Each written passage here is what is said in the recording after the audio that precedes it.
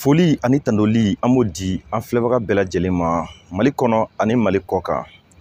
Aw minnu bɛ sɔgɔ Airnet Plus la don o don walasa ka kunnafoni jɛlen sɔrɔ a y'aw bisimila. Bi ye octobre kalo tile 28 ye san 2025 bi ye tarata ye.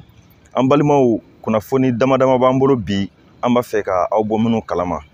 Kunnafoniya fɔlɔ o kɔnɔ o bɛ boli kiriko kunkan. Maa dɔw bɛ nin nɔ minnu minɛlen don fanga tigilamaaw fɛ k'u bila bɛrɛ la n'o ye kaso kɔnɔna ye. Olu k'a daminɛ kunun octobre kalo tile 27 la ka n'a bila fɔ bi octobre kalo tile 28 na o kunnafoniyaw bɛ sen na. Dɔw kɔni olu bilala nka dɔw bɛ yen olu condamnera. An b'a daminɛ ni an ka premier ministre kɔrɔ ye n'o ye Musa Mara ye. Musa Mara ale kɔni condamnera 2 ans de prison. San 2 kaso o dira ale ma. San 1 o ye sursis ye, san 1 dɔ in a b'o kɛ prison ferme la. O kumana octobre kalo tile 27 o kibaruyaw bɔra ka bin. Fɛn min bɛ tali kɛ a ka avocat kan n'o ye i n'a fɔ Muntaka Tall fo ka taa se avocat wɛrɛw ma u bɛ maa damadamaw bɔ olu kɔni taara ka t'u ka wulikajɔw kɛ nka o ma to Musa Mara a ka kisi kɔndaleli ma. Nka u kɔni y'a yira k'a fɔ fɛn o fɛn n'o de ye ka kiiri ka a lasagoli kiiri a bɛ se ka lakile cogo min na walima kiiri nɔfɛ kɛlɛw n'a bɛ f'o ma ko le combat judiciaire k'o tɛna jɔ k'u kɔni bɛ continuer ka hakɛw de ɲini fɛn min bɛ tali kɛ kiiri bɛ se ka lasabati jamana in kɔnɔ cogoya min na. Musa Mara o y'ale ka cas ye. O tɛmɛnen kɔfɛ aw hakili b'a la k'a fɔ muso dɔ bɛ yen nɔ ale de tun ye docteur dɔ filmer ka to a ka baara la waati tɛmɛnenw la a bɛ kalo damadama bɔ. O muso in n'a bɛ wele ko madame Eugène Yvonne Diallo. Ale fana ka kiiriw kɛra. A ka kiiriw kɛra a yirala k'a fɔ ale fana condamnera ko san 1 kaso ale bɛna o kɛ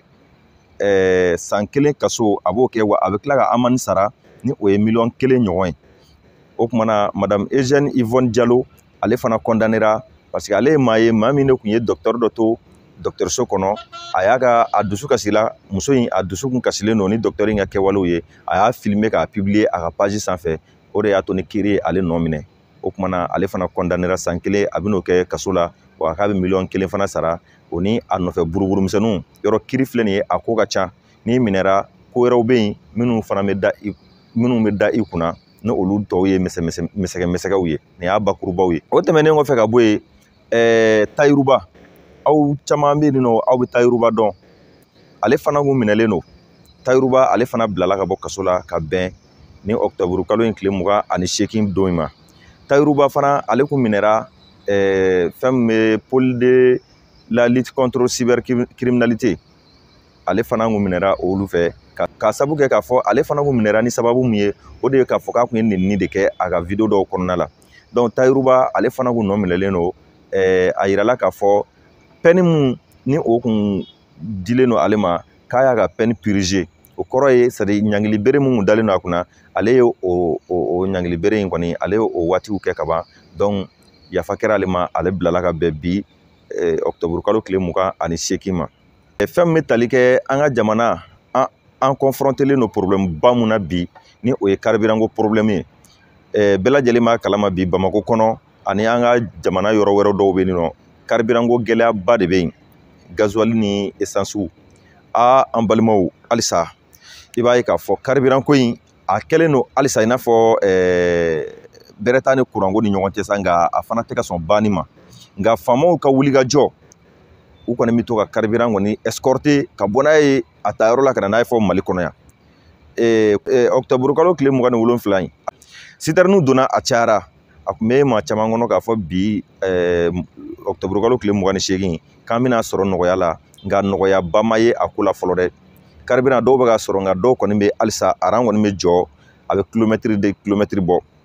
jama bɛ to ɲɔgɔn kan wa i ka dɔn k'a fɔ maaw bɛ ka sɔrɔ gɛlɛya kɔnɔ kosɛbɛ halisa.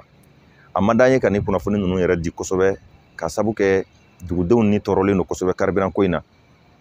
Yɔrɔ dɔ tun bɛ yen nɔ o ye ni gɛlɛya bɛ jamana kan a ka kan bɛɛ lajɛlen k'i ka hakilina di jamana bɛ se ka bɔ o gɛlɛya kɔnɔ cogoya min na. Proposition ne kɔni hakili la o kan ka kɛ jamanaden bɛɛ lajɛlen taabolo nin waati in na an kana lagosili kɛ mais an ka proposition kɛ bɛɛ lajɛlen k'i fɛla fɔ ɲumanya sira kan positivement ko in bɛ se ka nɔgɔya cogoya min na. Tiɲɛ don Bamakɔ daminɛlen don ko carburant kana don Bamakɔ kɔnɔ bi nka o n'a ta bɛ faamaw y'u kalikan mun di ko hali n'u bɛ taa carburant ta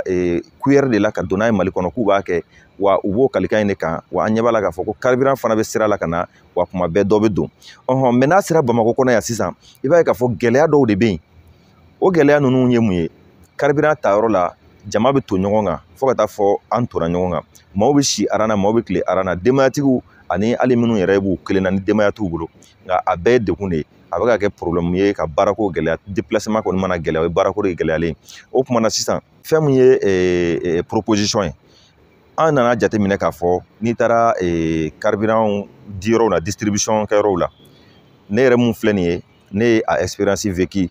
k'a daminɛ jumadon na ka taa bila fɔ dimanche la ne jɔra aran na n tilenna yen n sira ye wa n ye fɛn caman ye ɲɛ la donc n y'a ye k'a fɔ mɔgɔw ma organiser ka ɲɛ mais an bɛ foli kɛ kɔni k'a ɲɛsin CNJ maaw ma olu bɛ taa station dɔw la u bɛ taa ordre dɔ k'o la nka CNJ dɔrɔn tɛ se polisilakaw fana k'u fana bɛ ka taa ordre dɔ k'o la tiɲɛ don hali bi an y'a ye k'a fɔ polisi directeur général ale ye contrôleur général Isuf ale tun bɛ bi yɔrɔ dɔw la pour que ka taa ordre dɔ k'o la nka ne fɛ u ka kan ka yɛlɛma mun don ko in na dɔɔni walima k'o fara u ka baarakɛtaw kan o de ye polisiw de kan ka kɛ yen nɔ kosɛbɛ polisiw kan ka kɛ yen parce que tenitigi ye fɛn dɔ ye ni maaw ye tenitigiw ye u bɛ sɔn ka ko t'u ta la wa u bɛ sɔn ka siran ka ko dɔw kɛ amalgame sugu dɔw bɛ yen nɔ olu tɛ kelen ye sinon n'a tora an citoyen simple ma an tɛ ɲɛ a la bon polisiw kan ka kɛ yen nɔ constamment tuma bɛɛ polisiw kan ka kɛ yen ka se ka ordre dɔ k'o la o ye fɔlɔ ye polisiw fana n'a ma ɲɛ ko olu fana bɛ carburant ta u kan ka station dɔw de jamana yɛrɛ kan k'a jateminɛ ka station dɔw ciblé u ka kɛ polisilakaw tenitigilakaw olu kana na mélanger anw na olu ka t'u ka carburant ta yen ka fɛn kɛ catégorie ye par exemple n'a fɔra ko station dɔ bɛ rive gauche la sisan ko station 5 de bɛ ka distribution kɛ u ka station 1 bila u ka kɛ tenitigiw polisiw an ɲɛ b'a la olu bɛ taa ni bitɔnw ye u bɛ taa ni kifuw ye u bɛ taa ni ka taa fɛnw fa quoi walima heure dɔ ka f'u ye k'a daminɛ heure in na ka taa bila ni heure in na parce que an ɲɛ b'a la k'a fɔ tenitigi ninnu mana taa a bɛ ko bila retard la kosɛbɛ fo maa caman bɛ dimi o ye fɔlɔ ye u kan k'a jateminɛ fana kamiyɔnba ninnu n'o ye citerne fɛn bɛnni ninnu ani kamiyon mobili kamiyon ninnu ka station de service dɔw fana bila olu ka olu servi peut-être olu yɛrɛ fana ni transport mobile dɔw bɛ se ka jɛ station kelen na par exemple taxiw sotaramaw k'a fɔ dɔrɔn nin station in na olu dɔrɔn ka taa carburant ta ye donc maintenant mototigiw telimannitigiw ani personnels ani katakataninw olu fana ka taa station dɔ la olu ka t'u ta yen quoi donc o de la ne bolo ordre dɔ bɛ sɔn ka don ko in na mun bɛ ɲɛ kosɛbɛ bɛɛ n'a hakilina don an bɛɛ b'a fɛ a ka ɲɛ de sinon kamiyɔntigi ninnu filɛ olu bɛ réserve mun ta